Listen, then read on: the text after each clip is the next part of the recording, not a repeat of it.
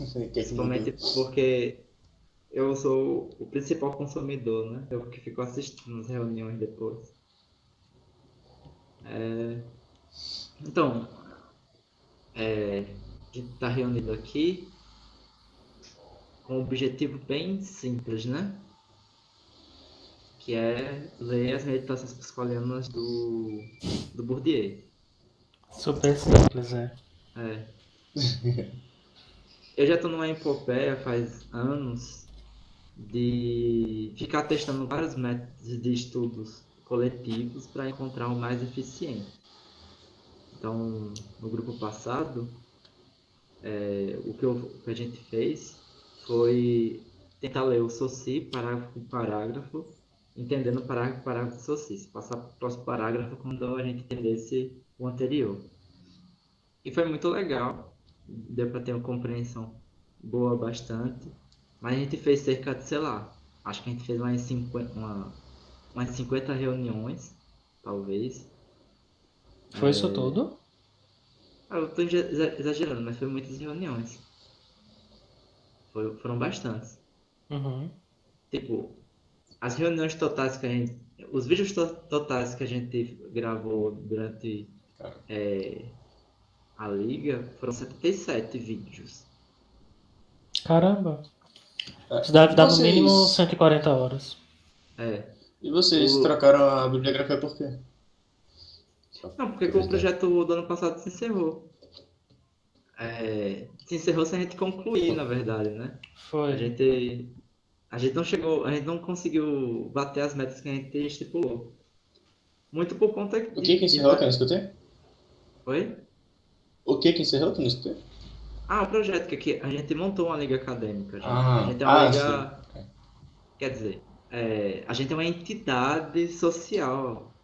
Nós temos registro em cartório. Nós somos uma liga acadêmica da UFES, só que a gente não está vinculado à UFES porque não cadastraram no projeto, mas a gente é uma entidade já, registrada no cartório, etc e tal. E é uma entidade que tem como objetivo se reunir para estudar. E para estudar especificamente assuntos atrelados a vamos colocar assim, filosofia da ciência no sentido extremamente estrito de das bases teóricas das ciências. Então, a filosofia da ciência nesse sentido, não opiniões de como funciona a ciência de maneira abstrata, mas sim um estudo das obras que fundamentaram os seus determinados campos de pesquisa. Então, tinha dois eixos, né, anteriores. Estou falando isso para introduzir o Gabriel, mas ele já está cansado de saber disso, tanto que está com essa cara de desinteressado. Tanto que o objeto de estudo do projeto passado foi o estruturalismo. Estou falando dos projetos que eu propus, né? Aí tem o projeto da Mariana, que aí é a parte. Foi estudar o estruturalismo, que é a fonte teórica do desenvolvimento da ciência humana, e no das ciências exatas estava estudando o Frege, né, que criou a lógica matemática, está tentando fundamentar a matemática a partir dessa lógica matemática. Beleza. Aí a gente tinha meta, tem bibliografia, a gente tem um projeto, né? A gente escreveu um projeto, cerca de 15 páginas, projeto que passou a quatro mãos, a minha, a mão de Moisés, a mão de Mariana e, por fim, a mão da Cecília. E lá a gente estipulou metas, objetivo, tem tudo lá bonitinho. É um projeto de mestrado, praticamente, só que escrito por três pessoas. E lá a gente tinha as metas, etc e tal, e a gente não chegou às metas, a gente só fez metade das metas, que é praticamente ler o capítulo do Malberg. Eu até hoje pronunciei aquele cara como Malberg, nem sei se é Malberg o nome do cara. Eu também pronuncio Malbeg.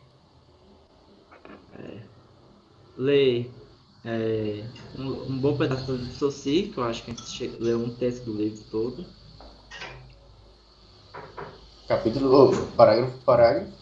A gente leu junto mesmo. Linha junto. por linha. Em reunião, ó. É Esse massa, é exatamente. legal porque vai debatendo e tal, discutindo. Aí a gente entra em considerações particulares, pessoais, filosóficas bem interessantes. Tem. É, Se a gente tivesse outra realidade, dava para a gente pegar as posições filosóficas de cada um e criar um sisteminha fechado. Que a gente debateu sobre muitos temas de ordem filosófica para mim, pelo menos, com impressionante profundidade. Em ambos os grupos. Só que, como a minha realidade agora é outra, eu já não posso ficar o tempo todo propondo grupos de estudo para ler junto. Aí eu estava estudando esse tempo todo para retomar o grupo de estudos de filosofia da matemática e pensando em um novo método para que a gente, como fazer, progredisse mais. Aí eu pensei o seguinte, lendo tratados, né? Porque primeiro eu li o Vicente Ferreira da Silva, que tá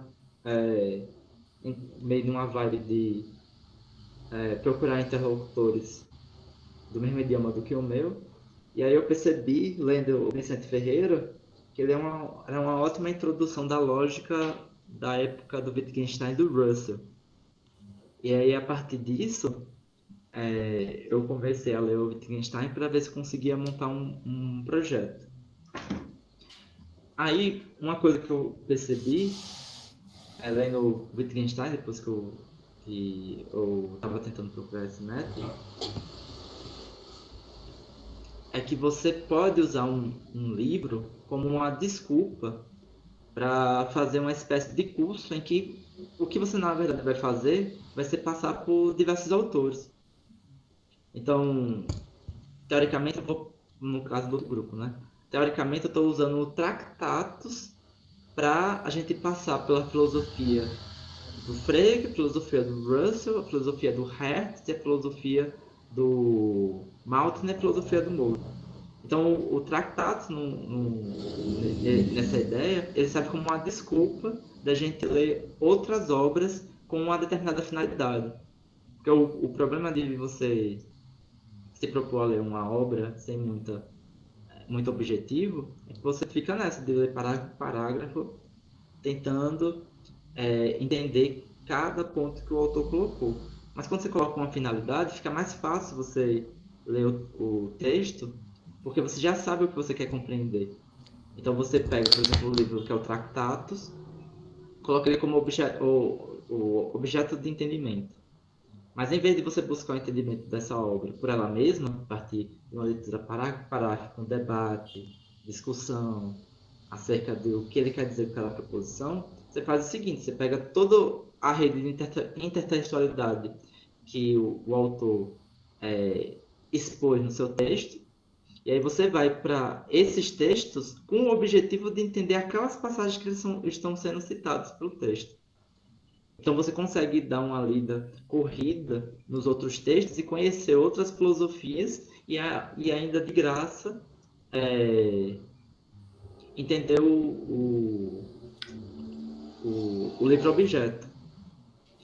E aí, a cada vez que você termina uma referência externa, você volta para o texto-objeto e aí você tenta importar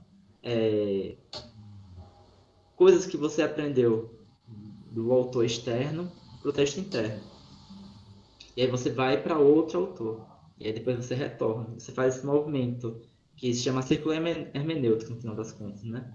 Você tem um todo, que é o livro-objeto, e você tem as suas supostas partes, que são as coisas que ele menciona em outras filosofias.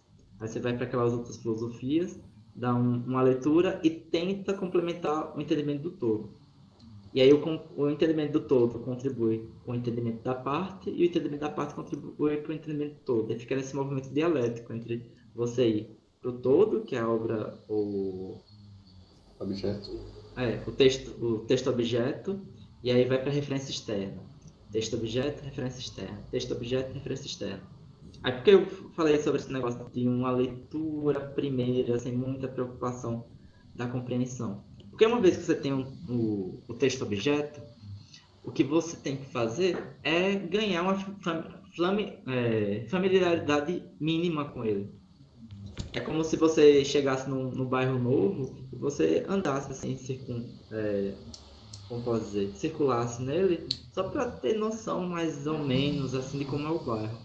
Você ainda não sabe onde é a casa de ninguém, você ainda não tem muita ideia de como faz para chegar no açougue direito ou na padaria, mas você já tem uma noção que tipo, eu lembro de ter visto alguns açougues por perto, lembro de ter visto algumas padarias, sei mais ou menos em que direção tá tal praça. E aí depois que você tem esse entendimento vago de familiaridade, que o texto já não é estranho para você, ele pode ser incompreensível, mas não é estranho.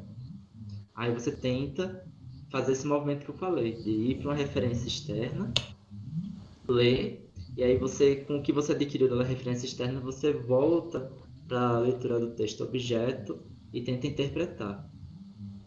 E aí eu propus esse método no Tractatus, para mim está funcionando muito bem, porque nesse meio, antes de eu propor o projeto, eu já estava tentando aplicar. Está funcionando muito bem, para mim particularmente, porque eu estou conseguindo ter uma ideia geral de filosofias completas que antes eu desconhecia por meio desse método. Então, por exemplo, eu já passei pelo Hertz, já tenho uma ideia do que o Hertz defende, já tenho uma ideia do que o Cassira, que foi onde eu conheci a problemática do Hertz, estava mencionando e como aquilo também atinge ao Wittgenstein só porque ele está pegando a mesma base do Hertz, vou colocar assim. Agora eu tô terminando o Russell, né? Eu li diversos...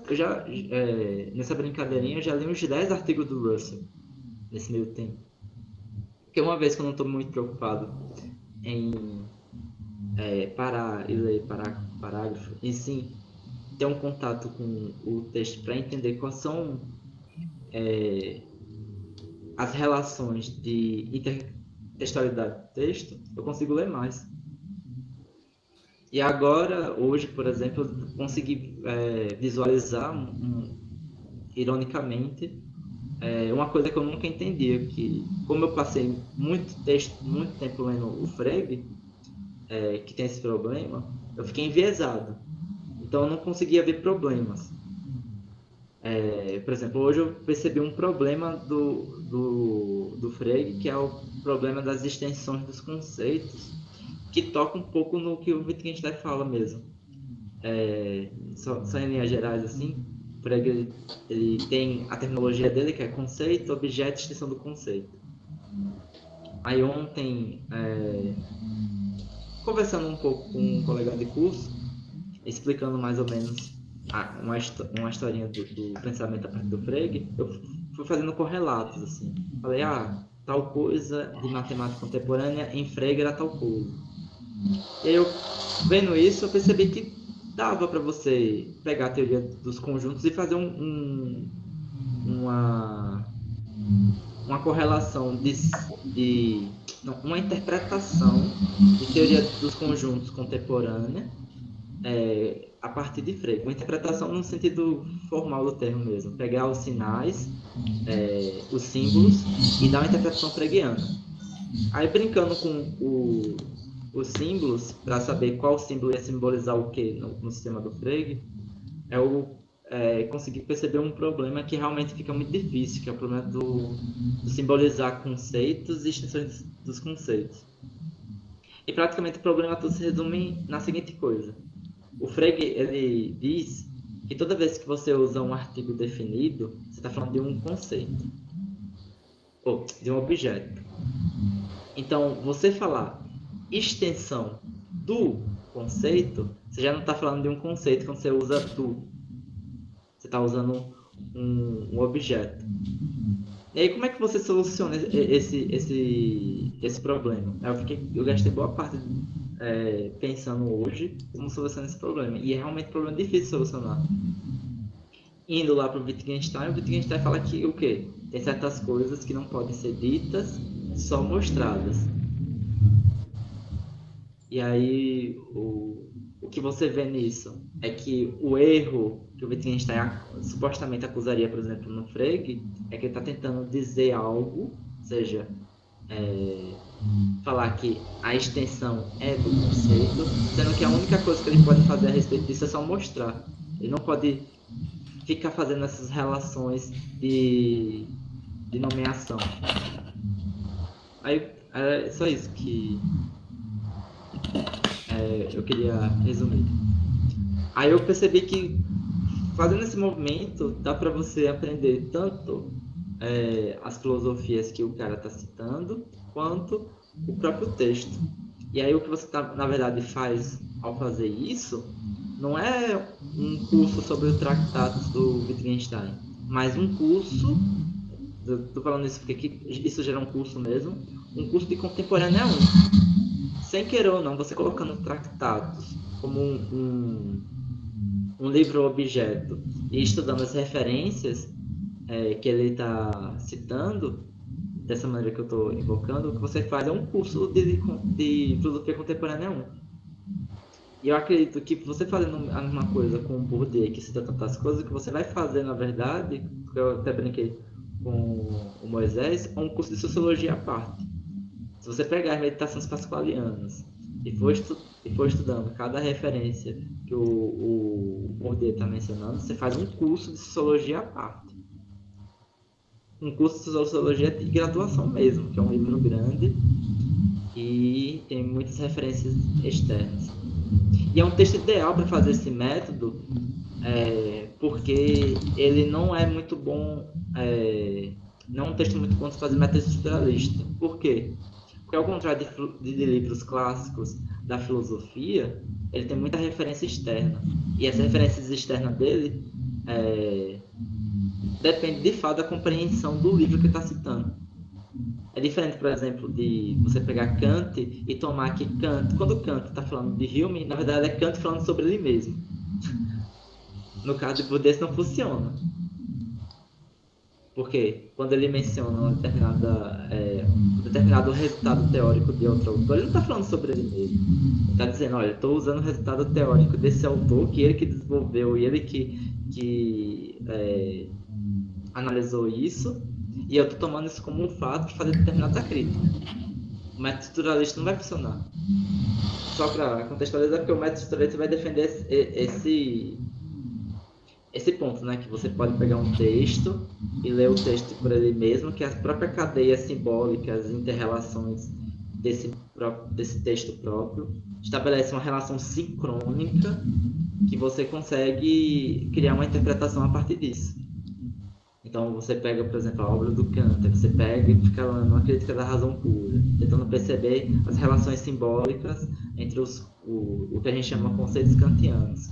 E aí esse texto, por ele mesmo, cria essa rede de símbolos, esse sistema fechado de símbolos, que você pode criar uma interpretação. Já acho que o texto do Bourdieu, pelo que eu olhei, pelo que eu li, se você fazer isso, isso é a concepção minha, você se engana. Eu realmente acho isso com toda a força. E ele já começa fazendo uma referência que ele não cita. Mas isso agora a gente chegou na parte das primeiras impressões, né? Isso que eu ia falar, lembra que eu falei no grupo que depende das especificidades do texto? Então, o Bourdieu, pelo menos na introdução, eu percebi que ele tem 3 tipos de menções, né? Que eu vou nomear de maneira arbitrária, mas eu vou chamar assim, menção erudita, que é quando ele simplesmente coloca o nome do autor e faz uma caricatura de algo que o autor disse, ou usa as palavras que o autor disse em um determinado contexto de maneira totalmente, livre. Tipo o Pascal, né? Tipo Pascal e tipo Wittgenstein. Wittgenstein faz muito isso. Uhum. E as menções que ele trata do texto como se fosse um objeto em si mesmo, ou seja, como se o texto por completo tivesse uma ideia, né, uma tese fechada. seja, você resume o texto a uma tese. E a terceira, quando ele menciona uma parte em específico de um texto que dá argumentos a favor do que ele estava dizendo, ou desenvolve melhor do que ele está dizendo. Eu percebi essas 3 tipos de citações. Eu não sei se o Moisés também concorda comigo sobre esse tipo de dimensões do texto. Mas eu categorizaria esses 3 tipos, ou seja, menções líricas, né? Menções generalistas e menções de referência de desenvolvimento, onde tal ideia teve uma melhor argumentação, um melhor desenvolvimento. Pelo menos eu percebi essas 3 coisas.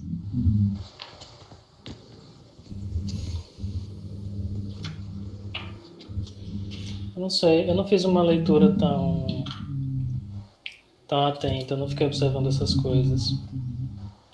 Até porque, como eu também não li o Pascal nem o Wittgenstein, eu não tenho muita coisa para achar da forma como ele cita eles. Eu só captei a ideia do que ele queria dizer. Mas, de fato, é bem solto, assim. Não, para não parecer, nossa, eu sei o que Pascal disse, sei o que Wittgenstein disse. Mas, tipo, por exemplo, eu percebo essas coisas quando você, por exemplo, pega um determinado trecho de um autor e usa como epígrafe.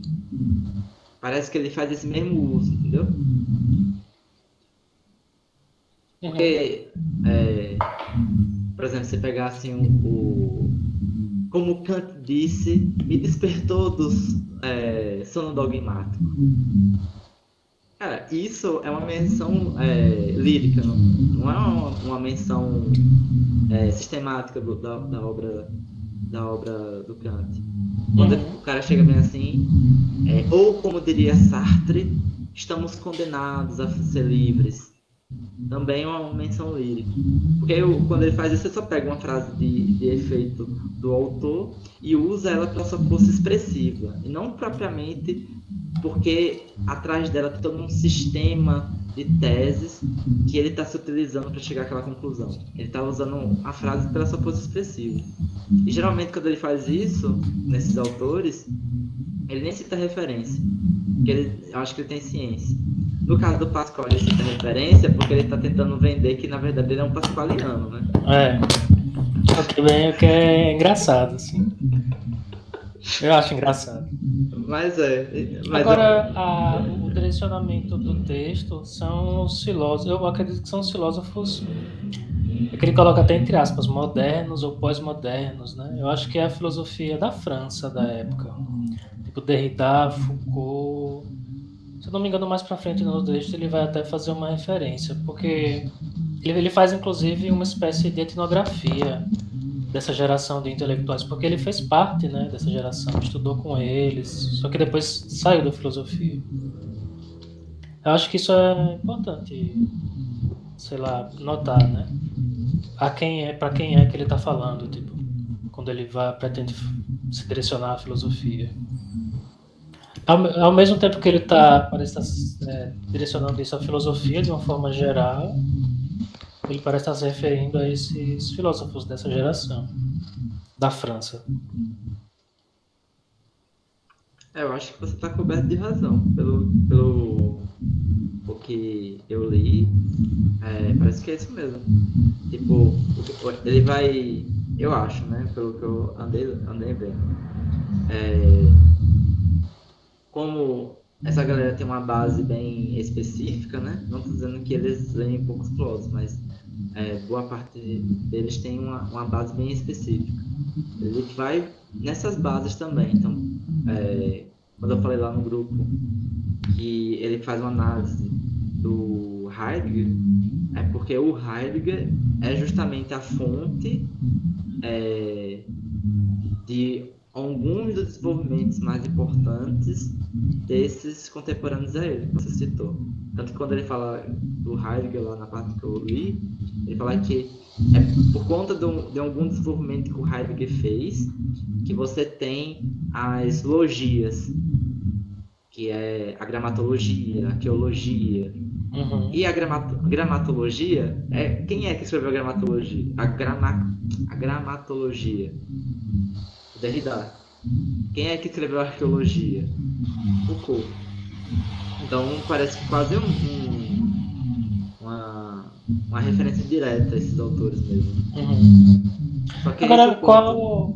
qual a impressão que vocês tiveram dessa questão de analisar isso a partir da sociologia, de fazer uma sociologia desses filósofos? Eu acho difícil fazer uma primeira impressão minha, porque eu li esse texto pela primeira vez quando eu estava no ensino médio. Tipo, eu achei o máximo e tal. E eu não consigo mais retornar para as minhas primeiras impressões dele, porque faz muito tempo, sabe? Eu nunca li ele completo, mas de vez em quando eu relia a introdução e lia o primeiro capítulo, assim, ia lendo, tentando terminar, mas nunca fechei. O que é que vocês acharam dessa ideia, desse ponto de vista sociológico? Então, essa é a dificuldade que eu tenho. Eu ainda não estou enxergando isso. Deve ser porque talvez eu tenha, não tenha formação sociológica, então eu não consigo enxergar a análise social até onde eu li no texto ainda. O que eu Então, vi, eu também não. E aí a questão é que não tem, de fato. Ele está escrevendo, assim, minha impressão é de que ele está escrevendo quase como se fosse assim, um ensaio, assim. Ele tá escrevendo, ele não está fazendo aqui uma sociologia, ele está escrevendo de uma forma bem. Ele fala a todo momento de objetivar, né, técnicas de objetivação, técnicas estatísticas. Mas ele faz isso no estudo dele das instituições universitárias, no livro chamado Homo Academicus, que ele usa de fato técnicas estatísticas para posicionar os intelectuais um em relação aos outros e tal. Isso é uma coisa que eu achei interessante, porque eu li esse livro buscando aqui uma sociologia dos intelectuais, mas ele não faz ela aqui. Eu acho que mais para frente tem algumas notas etnográficas, mas tirando isso é o formato de um ensaio, assim. Não é de fato, ele não expõe análises aqui, ele não faz a objetivação aqui. E é, eu só vim perceber isso quando eu comecei a ler o Homo Academicus, que é extremamente chato. Porque tipo, ele fica analisando, por exemplo, o quanto a Universidade Francesa mudou depois de 68 por conta de questões demográficas, sabe? Aumentaram o número de estudantes da universidade, isso traz consequências para o corpo docente, etc. Vai analisando, por exemplo, pelo número de citações do autor, o capital simbólico dele e a posição de um em relação ao outro e as tomadas de posição. Extremamente chato. Esse livro aqui é muito mais divertido de ler, mas é o menos sociológico em termos de análise. então, minha opinião sobre isso é o seguinte: não é porque ele tem um caráter de ensaio, que você também pode escrever textos de cunho científico objetivo nesse formato. É porque eu acho que é uma crítica teórica a esses autores. No sentido que é quase, no sentido que é uma filosofia, na verdade, o que ele está fazendo. Mas eu Uhum. talvez, para explicar melhor o que eu acho que o Bourdieu está fazendo, eu tenho que usar o que eu sei, que é o ramo da lógica matemática, né? Por exemplo, o Frege, e até mesmo, vamos colocar assim, o Russell, eles têm uma obra técnica sobre lógica. A constografia que a gente lê é uma obra técnica sobre lógica. O Frege vai ter outra que vai ser a Grundgesetze, que também é uma obra técnica acerca de lógica. Só que, ao mesmo tempo que essa é uma obra técnica, e técnica num sentido pejorativo do texto, estou falando no sentido científico do termo. Você regimenta uma linguagem, uma metodologia, e aí você começa a ter resultados dessa linguagem que você estabeleceu, dessa metodologia. Aí, uma vez que eles, como posso dizer, com esse texto técnico, chegou a alguns resultados, eles estão em posição de avaliar algumas doutrinas dominantes de opinião filosófica a respeito da área que eles estão se dedicando. E aí eles pegam os resultados positivos que eles obteram e faz o movimento contrário. O movimento de crítica às opiniões filosóficas que tenta, de certa maneira, falar o que eles estão fazendo, só que são totalmente inconsistentes com os resultados que eles estão chegando ou o que eles estão realmente fazendo. Então, nesse sentido, quando eles fazem isso, eles de fato vão para o campo da filosofia, também no campo das opiniões. Então, quando eu falo isso, eu penso, por exemplo, no texto do Frege, que é os Fundamentos da Aritmética. Que aí, quando chega nos Fundamentos da Aritmética, ele vai pegar o Stuart Mill, vai pegar o Leibniz, vai pegar o Kant, e vai analisar as doutrinas, que eu chamei agora, né, as opiniões filosóficas dele acerca da matemática, e comparar com o resultado que ele está conseguindo obter com o desenvolvimento técnico objetivo. E é claro que, como ele é um grande pensador igual o Bourdieu, ele sabe que esse desenvolvimento técnico objetivo que ele chegou partiu de uma filosofia em particular, uma filosofia que gerou aquele desenvolvimento. E eu acho que talvez o Bourdieu está indo nesse mesmo sentido. Ele fez uma sociologia que obteve resultados muito interessantes. Essa é a exposição. Tudo aqui é exposição. Estou agora aplicando analogia. Viu como estava indo a filosofia da época dele e quanto mais elas estavam se distinguindo de uma sociologia, que realmente, de fato, se você pega um Deleuze e pega um Foucault, fica muito difícil distinguir onde começa a filosofia e onde começa a sociologia neles, a ponto de, na verdade, parecer que as duas disciplinas são uma coisa só, e mostrar que, de uma certa maneira, eles estão se equivocando a respeito do campo que ele está debatendo, porque eles vão chegar a posições, talvez, que ele ache que são perniciosas para a sociologia como um todo. E aí ele está combatendo a partir disso. Eu acho que é isso que ele está fazendo, raciocinando analogicamente.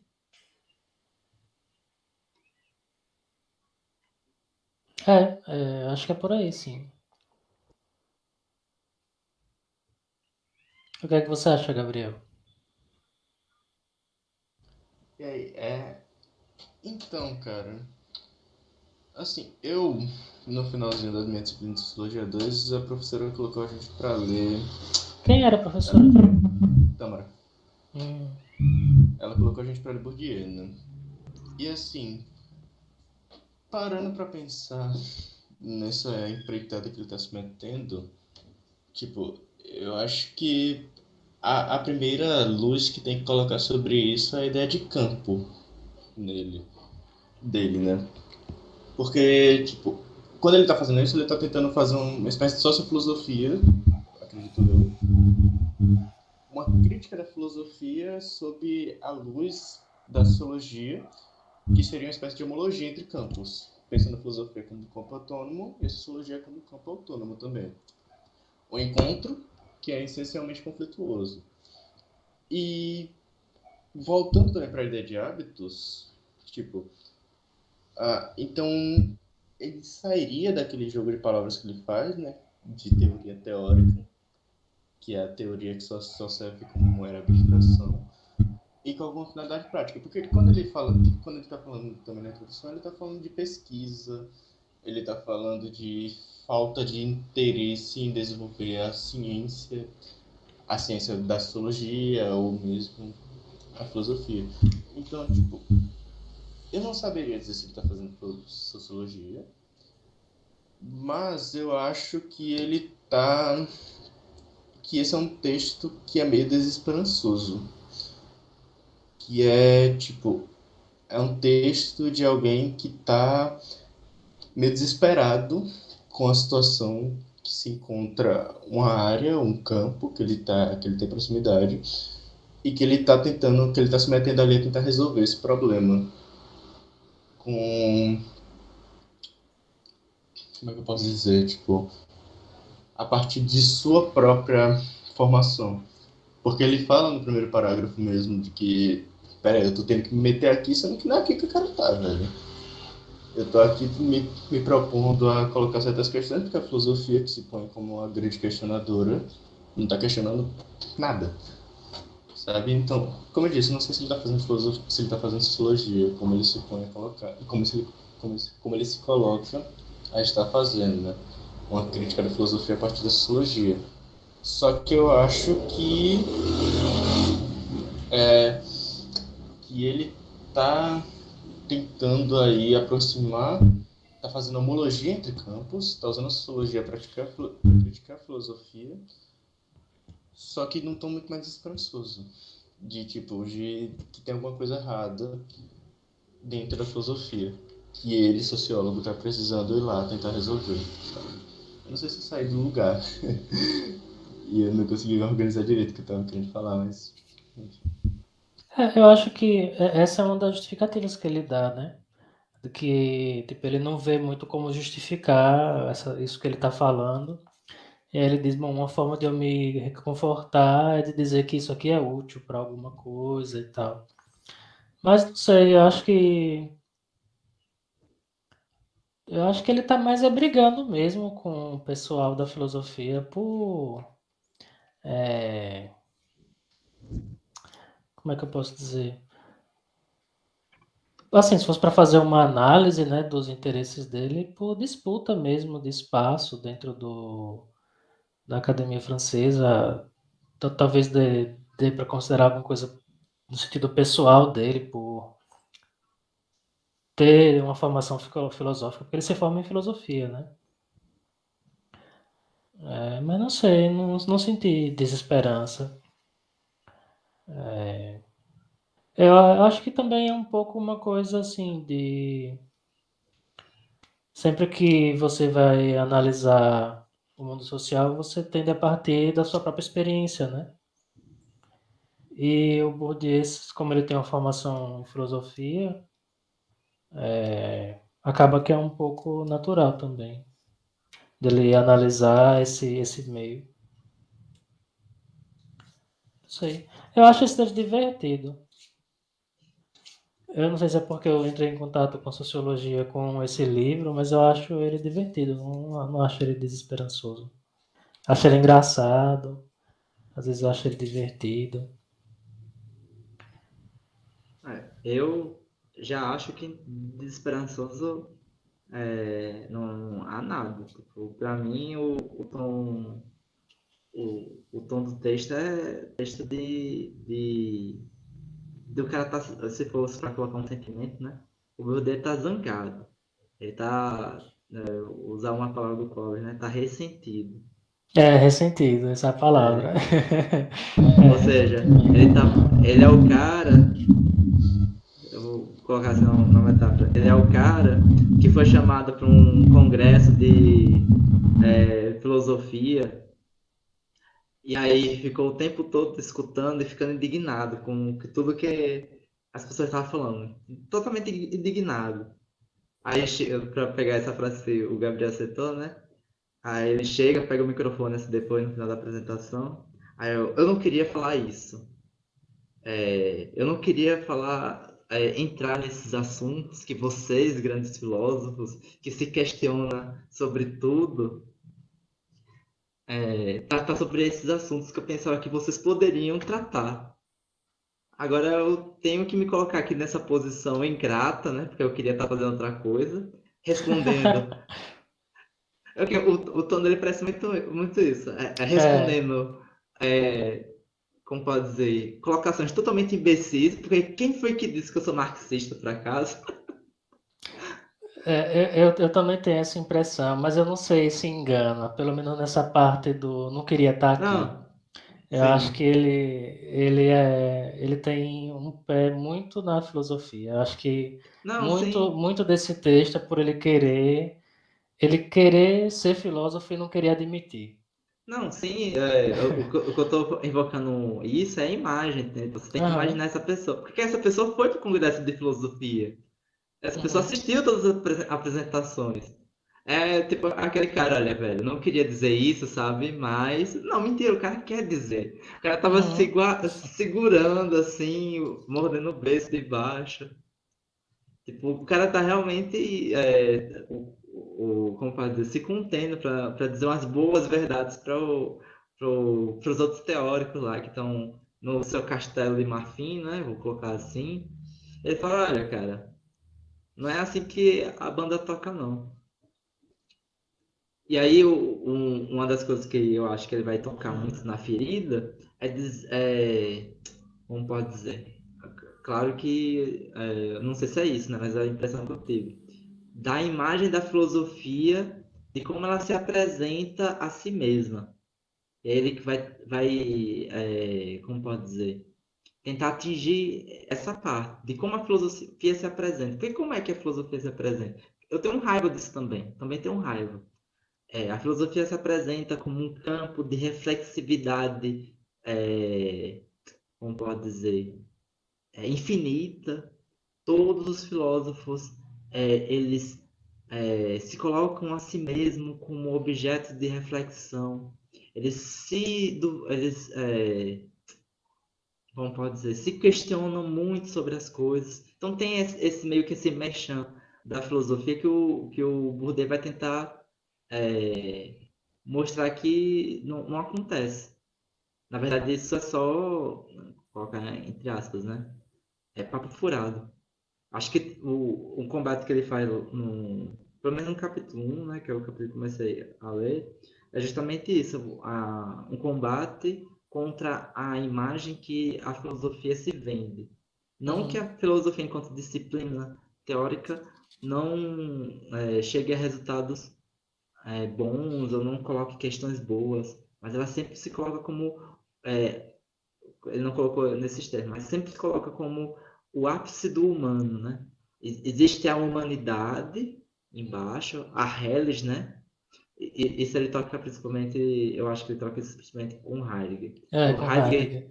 ele, isso é verdade, num certo ponto. O Heidegger,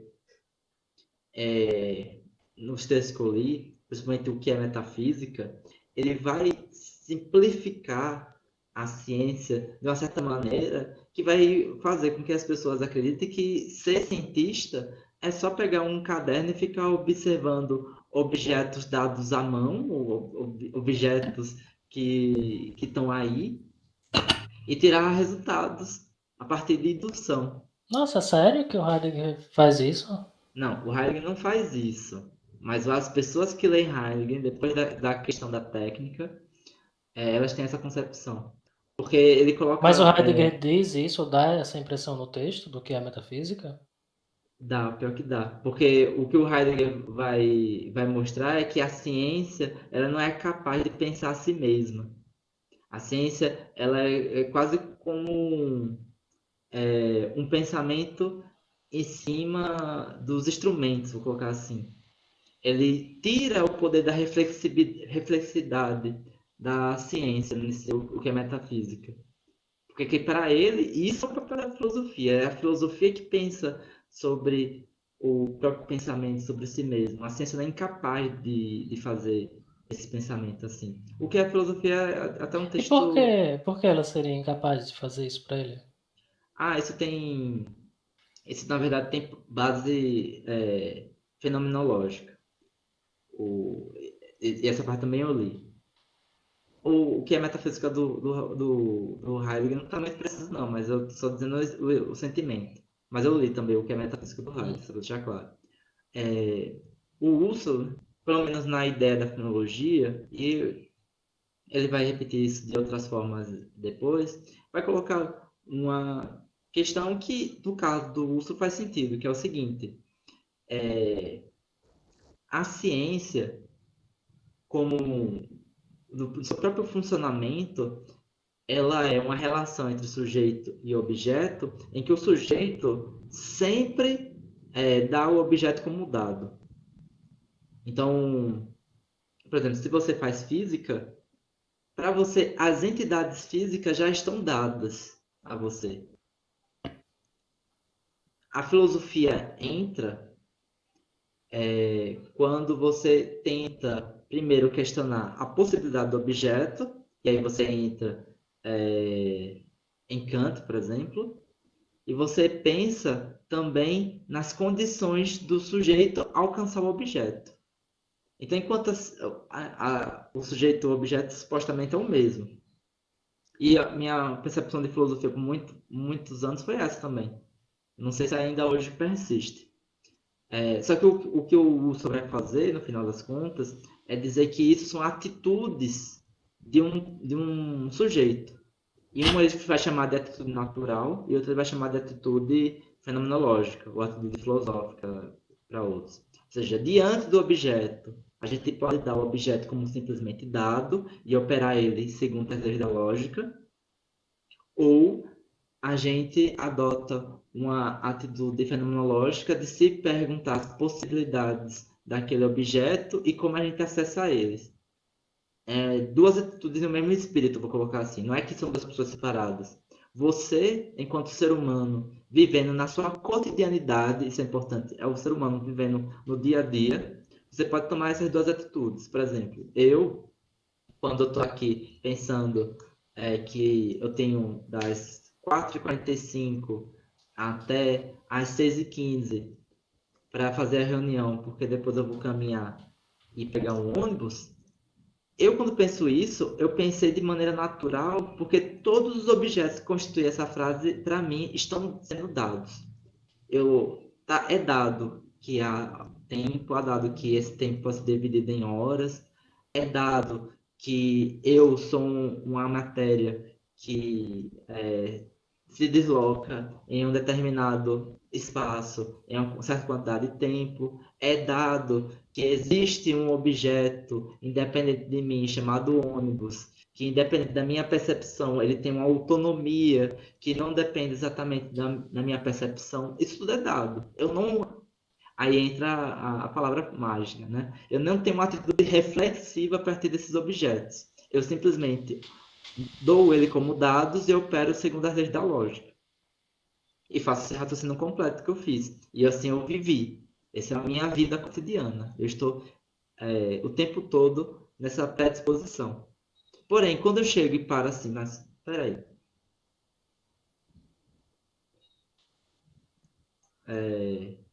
Será que há tempo? O que é de fato deslocamento? Será que de fato sou eu que estou me movendo ou é o mundo todo que está se movendo e eu estou parado? Esse conjunto de afecções que eu estou recebendo, que eu chamo de ondas, é de fato dependente de mim? Como eu comprovo isso? Aí, a partir do momento que eu paro assim e faço esse tipo de questão, o mesmo sujeito toma uma atitude fenomenológica. Então, pro uso, essa distinção entre ciência ou atitude natural e atitude fenomenológica é uma distinção de espírito. Ou seja, você, enquanto pesquisador mesmo, pode, em algum momento, colocar o seu objeto em questão e colocar a acessibilidade dele em questão, e você, a partir disso, está fazendo filosofia. Você, indivíduo. Então, você, Moisés, é o filósofo quando você faz grupo comigo. Porque toda vez que a gente faz grupo, o nosso problema é sempre saber como é possível o objeto da sociologia e como é que o sujeito acessa esse objeto da sociologia. Então, você tem formação de sociólogo, você fez pesquisas sociológicas, mas simplesmente você está preocupado com essa questão, você está tendo uma atitude fenomenológica ou atitude filosófica, no caso do uso. O Heidegger absorve isso, só que aí o Heidegger vai fazer essa distinção, na verdade, não para o campo da consciência, mas sim para o campo de disciplinas mesmo. Então, vai existir as ciências, que é isso, e vai existir a filosofia, que é isso. Eu não queria como fosse um duplo aspecto do mesmo sujeito. Porque o que o Heidegger ele é metafísico, né? O Husserl não, ele já é um cara que está vindo dessa filosofia da consciência, dessa filosofia subjetiva. Então, essas coisas são aspectos de uma mesma subjetividade, teoricamente. Enfim, deu para captar mais ou menos, assim? Deu mais ou menos. Mas a gente tá falando do quê? Que eu já esqueci. Ah, porque que o Heidegger reduz a ciência a Hum, uma série de estudos operatórios acerca de dados sensíveis. Ele reduz a ciência a isso, enquanto a filosofia está preocupada com essas grandes questões. Por uhum. isso, a ciência ela não pode responder a algumas perguntas que ela mesma coloca, coisas do tipo. Aí ele já faz essa distinção. Perdão de interromper. Tá dando eco no meu microfone? Tá Não. dando um pouco. Tá tipo. Não é. Não é eco, só um chiado, assim.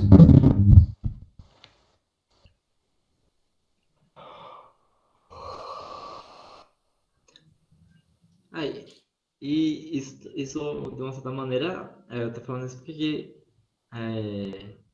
como pode dizer, é um pouco da minha opinião mesmo, né? Tipo,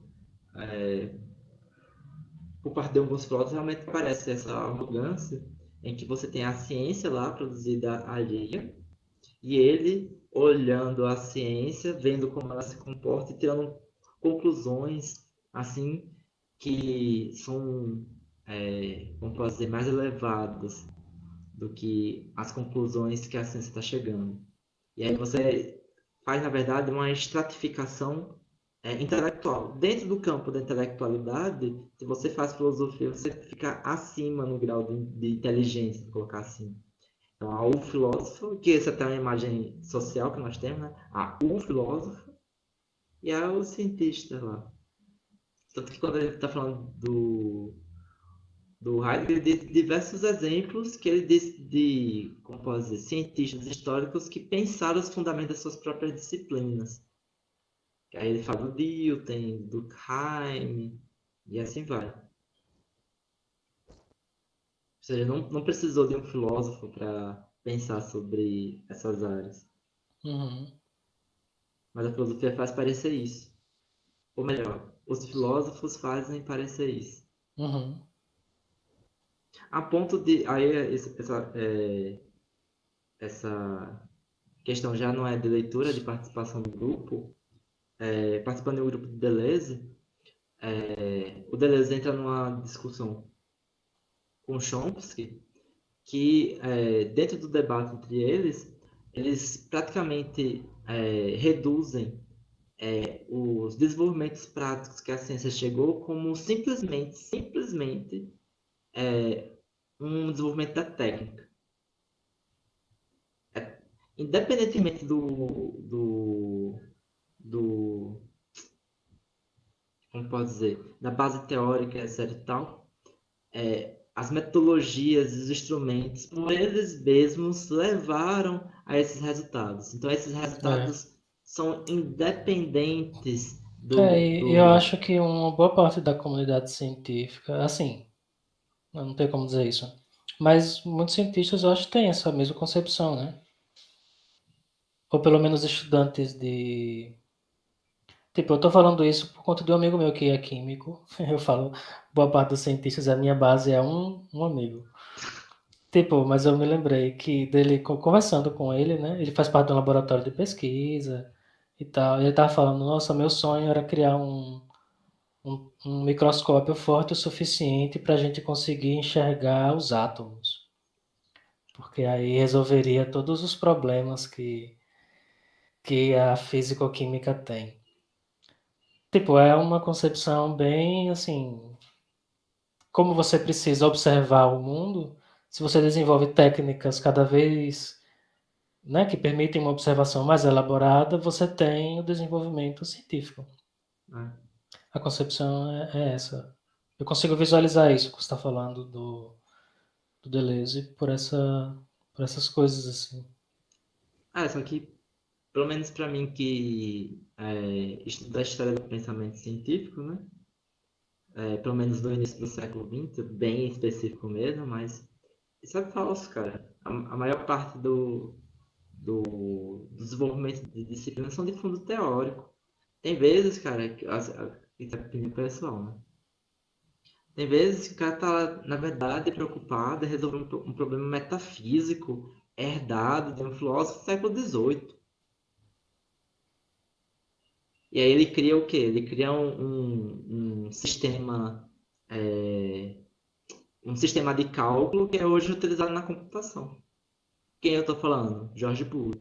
Você pega o livro do George Boole, ele está preocupado em resolver questões de metafísica da lógica envolvendo Aristóteles e Kant.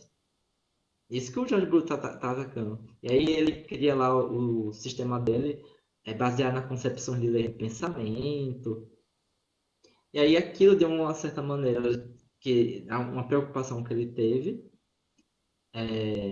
se esvazia a fonte, né, de inspiração dele chegar a esses resultados, só fica com a parte operatória, e aí depois essa parte operatória é transmitida, e aí o professor, por exemplo, na aula de ontem, ensina a Boole como se Boole simplesmente tivesse pegado uma de 0 e de 1 e ter feito uma aritmética de 0 e 1. Esse é um exemplo do que aconteceu na minha aula ontem de matemática. Dando lógica, primeiro atribuiu a criação daquela lógica que a gente estava vendo a George Boole. Beleza, tudo bem. Segundo, falou que o que o George Boole quis fazer ou fez foi simplesmente fazer uma aritmética que só tinha 2 valores. Ou seja, esvaziou, praticamente ocultou a história da criação da disciplina. Ou seja, algo que tem motivações metafísicas e epistemológicas, virou simplesmente o cara com a vontade criativa criou um procedimento operatório. E isso não é algo que eu sei que eu li documentalmente. Agora eu fico imaginando aquelas mães de exemplos que o povo fala bem assim, Maxwell não tinha nada o que fazer. Aí ele se propôs, esse exemplo eu já vi muito em vídeo na internet. Aí ele se propôs um certo dia resolver os problemas teóricos da época. Ele formulou três equações que conseguiu criar, tipo,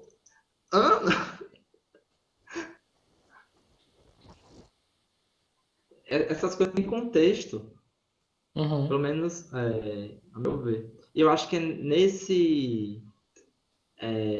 nessa mão que o Bourdieu tá tentando ir. Mas o que eu estou falando é a mão do contexto histórico. Eu acho que ele está querendo agora falar do contexto sociológico também. Mostrar quais são os subtextos sociológicos de desenvolvimento de determinadas teorias. Não é o filósofo ou o pensador em cima do seu assento de marfim que está simplesmente contemplando as formas etéreas que produz essas teorias. Tem contexto. Mesmo que o contexto seja sociológico, ou seja, você determinar, por exemplo, um campo de discussão de determinada época e você vê qual é os funcionamentos sociológicos desse campo. Mas existe um subtexto sociológico. Por exemplo, que é o caso que a gente está vendo no outro grupo, né? Para mim, a opinião pessoal, para mim o Wittgenstein tem a influência que ele tem por causa do capital simbólico do Russell. Se Wittgenstein tivesse nascido em outro país e tivesse falado com outra pessoa menos influente do que o Russell, tivesse escrito a mesma obra, eu acho que provavelmente não seria esse monstro que é hoje em dia, não. E esse monstro todo, eu não conheço não tenho familiaridade não. O Wittgenstein? Uhum. O Wittgenstein é praticamente a obra que define a filosofia contemporânea. Ah, é? São 2 obras que definem a filosofia contemporânea. Vou fazer uma distinção. Filosofia pós-moderna. Pós-moderna, tipo, vem depois da modernidade, que é Kant e etc. E Kant é a filosofia pós-moderna. Pós-moderno no sentido vem depois da modernidade. Eu estou batizando esse Modernidade no termo. caso Descartes, Hume, Isso. Berkeley, tá. E filosofia contemporânea mesmo, que é dividida praticamente pós Wittgenstein e Heidegger. É os dois. Por isso que falar sobre o Heidegger é tão importante das meditações cartesianas. Porque é o Heidegger junto com o Wittgenstein que vai, como pode dizer, pré-linear, vamos dizer assim, todas as discussões da filosofia contemporânea. O Wittgenstein vai ser a fonte ou o baluastre da filosofia científica e o Heidegger vai ser o baluastre da filosofia continental. Da filosofia científica.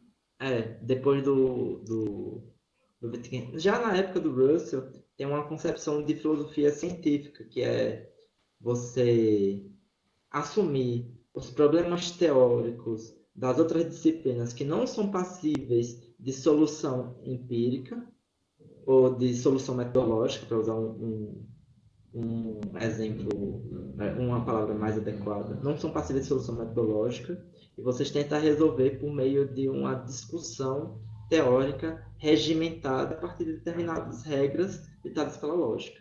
Então, sem base empírica ou base de critério metodológico, mas ainda assim você tem uma progressão na evolução e uma decisão de conceituações melhores ou piores, porque você usa a lógica como crivo, né, como critério. Então você não tem a experiência, mas você tem a lógica para determinar quais são as teorias sobre essas coisas, né, vou colocar assim, que são melhores do que outras. Aí vem essa concepção de filosofia científica. E aí tem também que vem acompanhadas juntas, às vezes separadas, de uma filosofia analítica. Mas a filosofia científica, ela junta pragmatismo e filosofia analítica. E o Deleuze, de uma certa maneira, vai criticar essa corrente muito porque ele é da outra parte. E a outra parte diz o quê? Que é a que vem do Heidegger, né? Que aí é aquela coisa mais da filosofia reflexiva, que pensa, que produz coisas, é mais livre. Não dá muito para caracterizar porque ela vai tomar formas diferentes a depender do autor. Mas Não, mas seria eu mais entendi.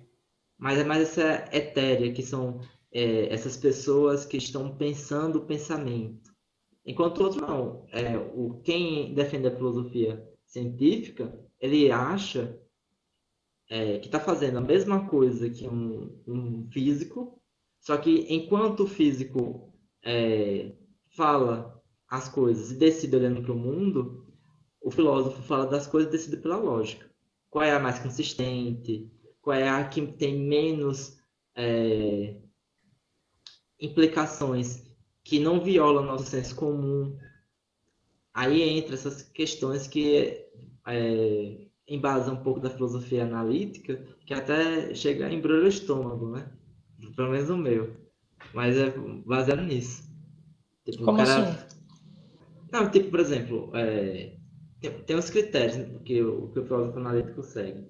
Aí um critério é intuições. Mas não intuições no sentido kantiano, intuições do senso comum. Por exemplo, eu tenho a intuição filosófica que eu, de fato, seguro um objeto material quando eu pego isso aqui. Aí uma filosofia que defenda que, na verdade, a gente nunca toca nas coisas, ela vai contra nossas intuições.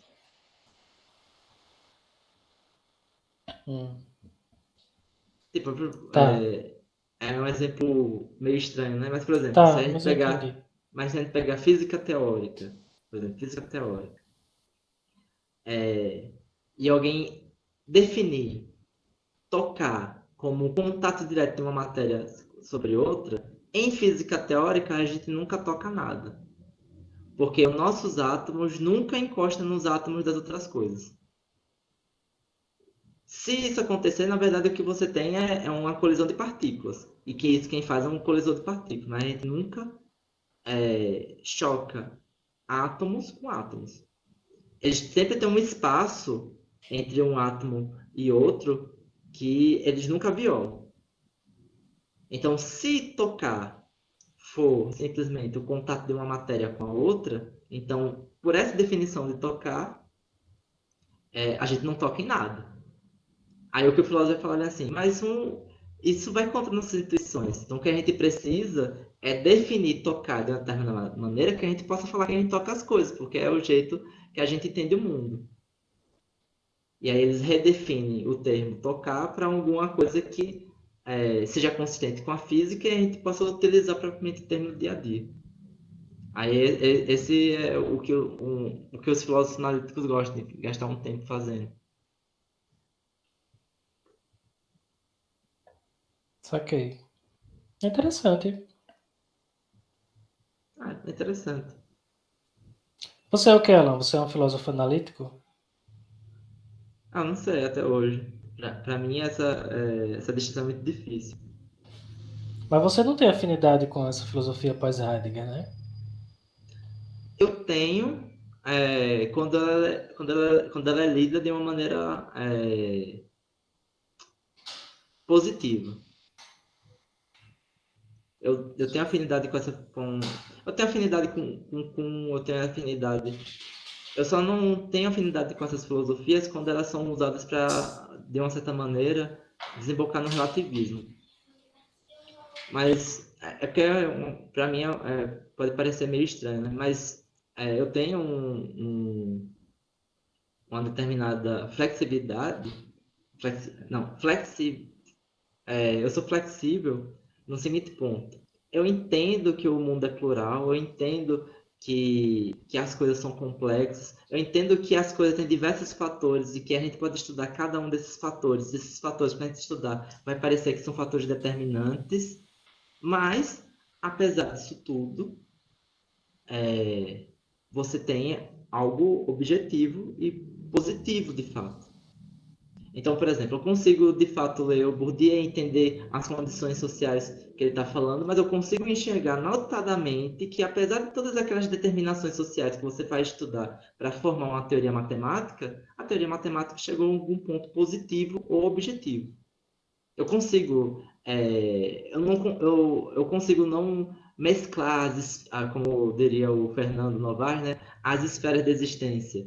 Então, eu consigo ler um texto histórico, entender a história do desenvolvimento e não achar que aquela disciplina só é daquela forma por conta da história. Eu consigo ler um texto de economia, entender a formação econômica de determinada entidade, que é um país, e perceber que, apesar disso, alguns problemas não podem ser reduzidos à esfera econômica tão somente.